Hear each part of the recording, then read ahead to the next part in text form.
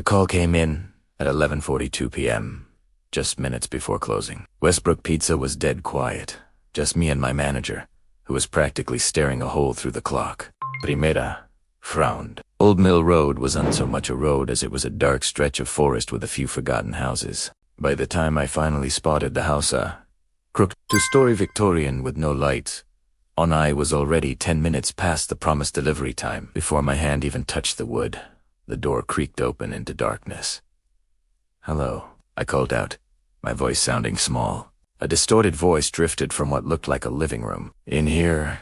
The only light in the entire house came from an old television, its screen flickering with white noise, just static. I've got your order," I stammered, feeling like an idiot. The TV screen popped, and the static shifted, reforming into a grainy, black and white image.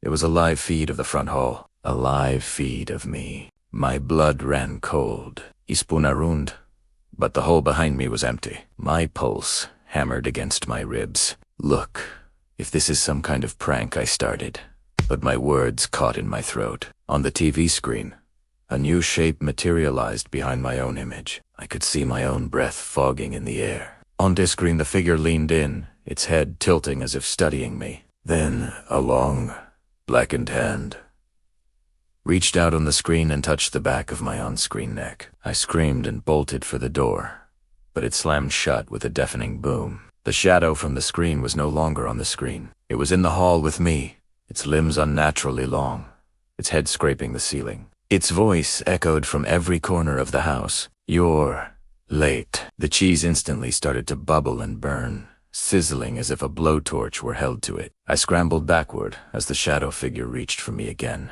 The whole house seemed to groan around it. In a last, desperate move, I grabbed the burning pizza box and hurled it at the creature. It recoiled, flickering for a split second like a bad video signal.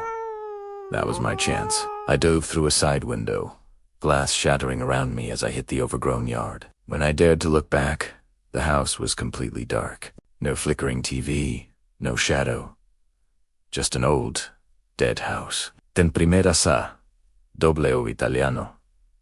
The delivery receipt, sitting on my passenger seat. I know I didn't bring it with me. I picked it up with shaking hands. Under the order total, scrawled in jagged handwriting, were 5 words.